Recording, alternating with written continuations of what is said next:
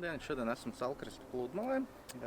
Gribēju pastāstīt, kā šogad mums peldvietā ir izvietoti glābšanas riņķi, kas pieejami jebkuram apmeklētājam. Bet jāatceras par to, metot viņu nemest tieši uz to cilvēku, kas pieņemsim slīgs.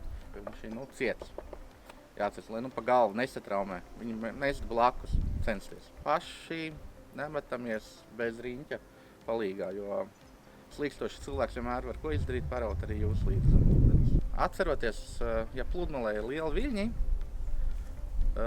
nelīst baigi dziļi ūdenī, jo ir pretstrauma apakšā zem ūdens, kas velk iekšā, tā kā jūrā.